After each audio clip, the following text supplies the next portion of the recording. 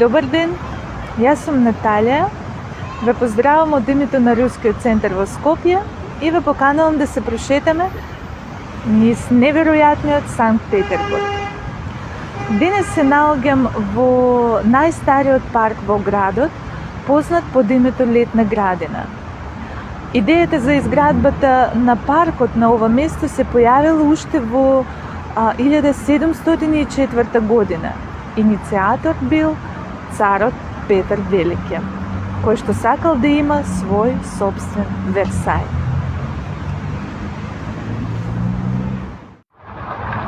Паркот бил изграден во стил датски барок од странски архитекти.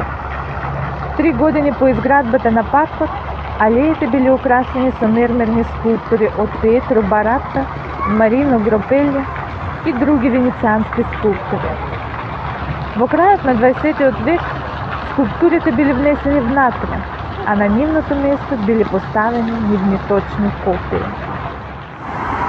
Летната градина е светски позната по својата ограда од страната на реката Нева.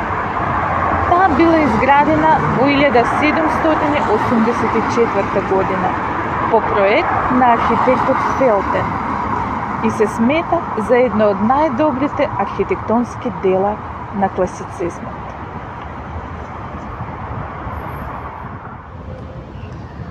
Пред мене е летниот дворец на Петар I. Зградата била изградена во 1711-1712 година од архитектот Доминико Трезини. Дворецот е зачуван досега во својата оригинална форма.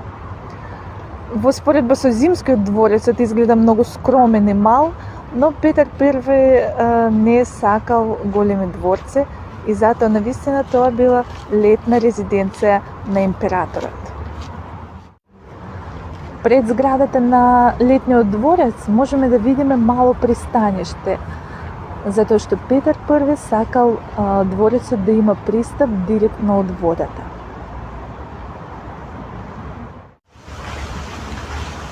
Да ви кажам, во моето детство тука немало фонтани.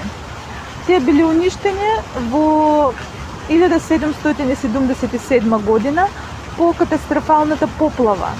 И Екатерина Велика одлучила да не ги обновува и така скоро повеќе од 200 години во Летната градина немало фонтани. Тие се појавиле дури во 2012 година по реконструкција и сега можеме да уживаме во паркот како го замислувал царот Петар Велики. Некои од фонтаните ги повторуваат фонтаните на Петерхоф, например фонтаната Пирамида. Од 1855 година во Летната градина се наоѓа и споменикот на баснописец Иван Крилов.